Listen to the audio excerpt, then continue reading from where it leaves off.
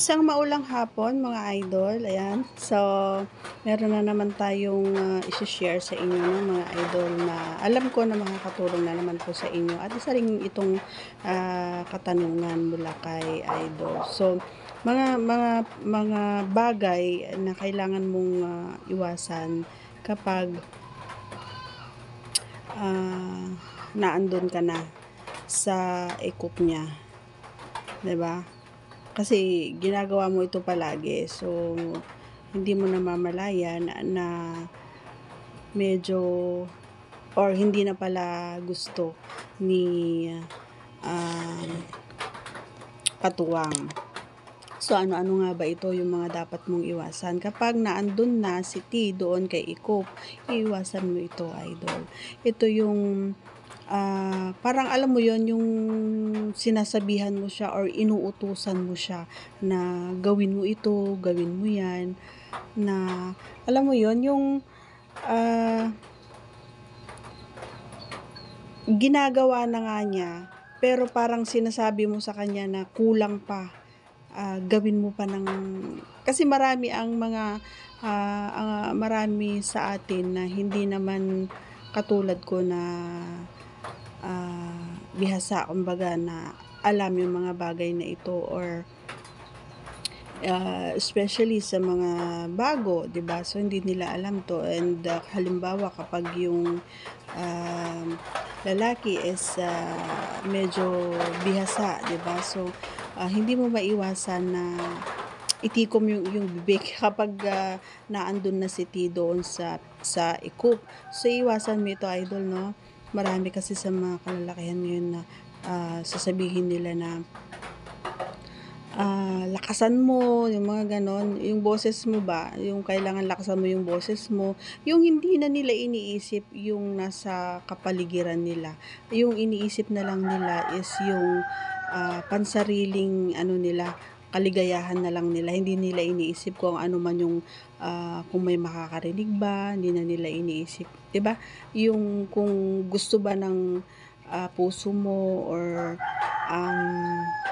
okay ba sa'yo yung pinapagawa mo, 'di ba? Okay ba sa kanya yung pinapagawa mo? So, iwasan mo 'yon, pare ko, no, yung uutusan mo siya na lakasan niya yung boses niya, yung pag-ano niya, 'di ba?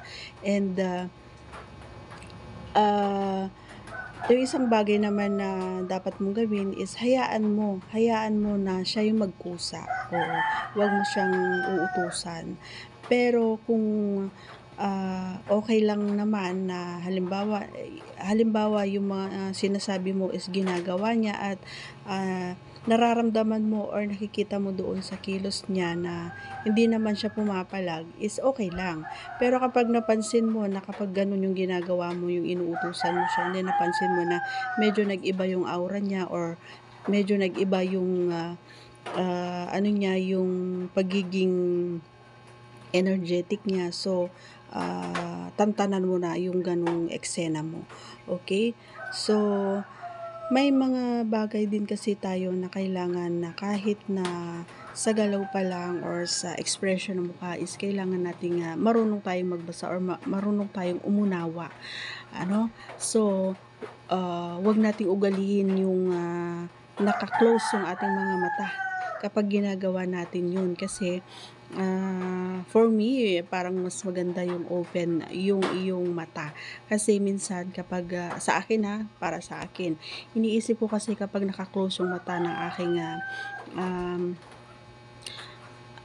katipan is feeling ko iba yung iniisip niya. Ibang tao yung iniisip niya, hindi ako. 'Di ba? So hindi siya masaya na ako yung nakikita niya, bagkus kaya siya nakapikit kasi iba yung tinitingnan niya sa imahinasyon niya, kumbaga. So iwasan niyo 'yon. Para sa akin, ewan ko lang sa inyo, 'di ba? Kasi marami ang napapanood ko na alam mo 'yon, yung mas gusto nila yung naka-open yung kanilang eyes. Ayan. So, iiwasan nyo yun, yung utos-utosan nyo siya, di ba? Iiwasan nyo yun, guys. Yung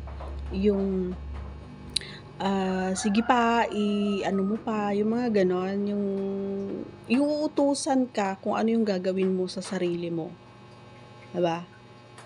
Huwag mong gagawin yun. Mas maigi pa na utusan mo siya kung ano yung gawin niya sa'yo, kaysa yung uutusan mo siya na kung ano yung gagawin niya sa sarili niya habang nakapasok si T doon sa kanyang ikop.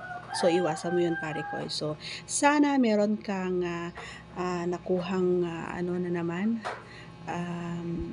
maganda, 'di ba?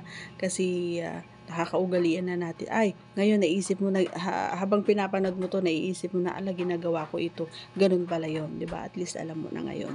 So, maraming maraming salamat muli. Ayan, and shout out pala sa ating mga new members. Thank you so much po. Ayan, God bless everyone. See you again tomorrow. Bye.